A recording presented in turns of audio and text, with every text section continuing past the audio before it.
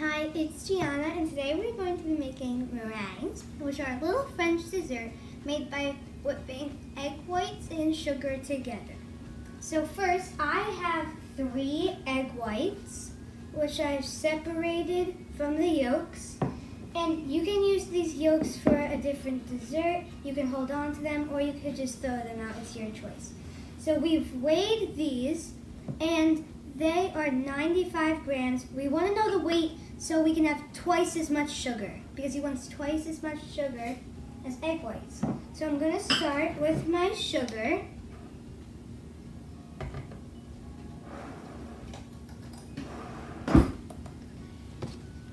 And I'm going to scoop out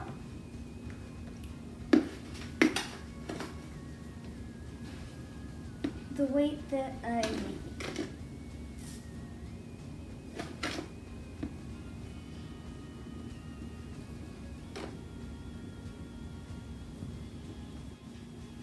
Alright, so now that I've weighed out 190 grams of sugar, which is double 95 grams of egg whites, on my food scale, I'm going to put them into the bowl, put the egg whites into the sugar bowl, and I'm going to incorporate that just so there's no big chunks of sugar.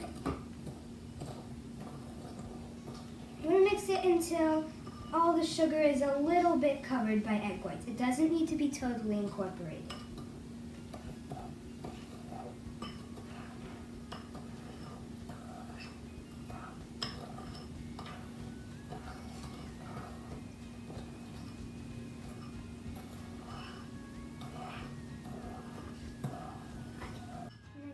That is pretty well incorporated. So we're going to bring this into our stand mixing bowl. If you have a hand mixer, you can use the bowl, a heat-safe bowl. So because we're going to heat this up to dissolve the sugar granules in a second.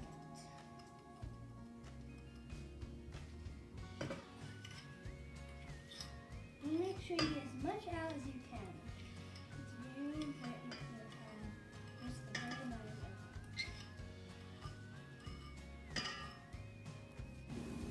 it. Alright, so the next step is to get about a medium to large size saucepan.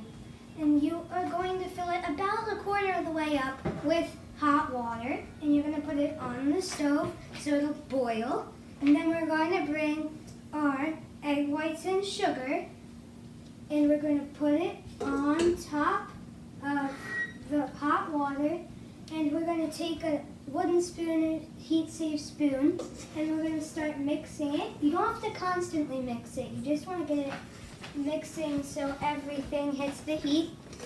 And we're going to wait until all the sugar has dissolved, and then we know it's ready to start whipping.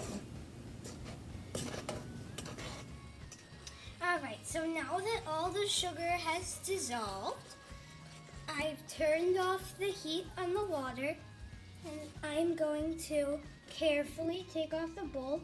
The handle might be a little hot, but it won't be as hot as the rest of the bowl is going to be. And I'm going to make sure it's not dripping anymore.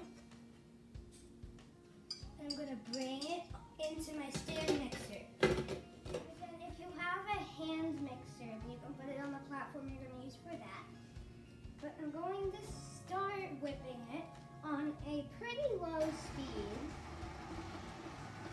just to get nice and mixed. And we're going to gradually get faster and faster with the speed. And we're going to mix it until it stiff peaks. Okay, so our meringue the mixer started leaving lines in it, which means it's getting stiffer. So I'm going to test and see how it's at right now. It's still pretty runny, which means it's not at stiff peaks yet. So we're going to turn the mixer back on.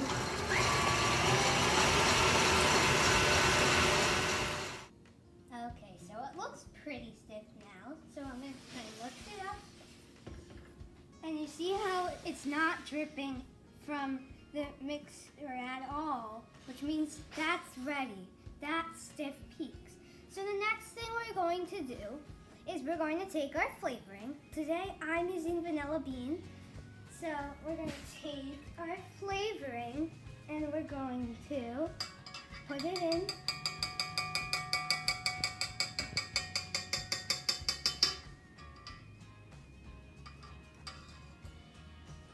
And then we're going to put it on low. You don't want to make it go high again. Just put it on low so the vanilla can mix in, or whatever flavoring you're using. You don't want to whip it too much, just enough so your flavorings incorporate. Okay, so I have my meringue and I'm using a spatula to put it into my piping bag.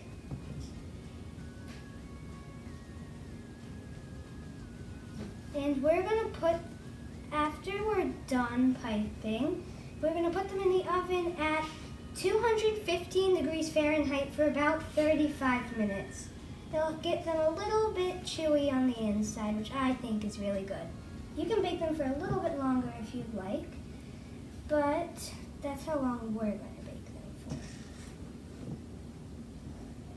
for. I'm using a plain tip, which is Wilton number 8. You can use any kind of tip you want, but I think it looks fine even if you just have an open hole tip. So I'm going to start piping onto my silicone mat. We use a silicone mat because you can tell about how big they should be. If you don't have a silicone mat, you can pipe them onto parchment paper. So you're going to try and leave a little space because they will grow a little bit. And so what you're going to do is you're going to pipe it until you think it's a good size. Okay, so another way you can pipe them is to have your tip in the middle of the circle and keep squeezing until it fills the circle.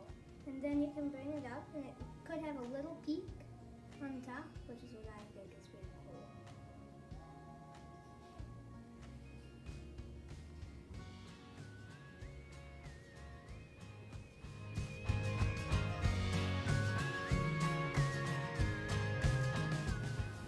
Alright, so our meringues just came out of the oven and they look like they're about done. They look pretty dry on the outside and some of them have a few cracks, which is fine. But to really tell if they're done, what you're going to do is you're going to lightly try and pick them off the silicone mat. And if they come off really good, like this one, it didn't lose anything on the bottom, that means they're done. So you might want to test, if you have 2 pans, you might want to test 1 or 2 from each pan just to see that they're all done. And ours are all done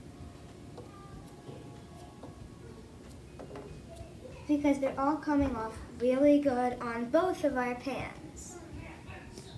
Once you're done, you can eat them as soon as you want, or you can store them in an airtight container would be best, and they'll store for about a week in an airtight container.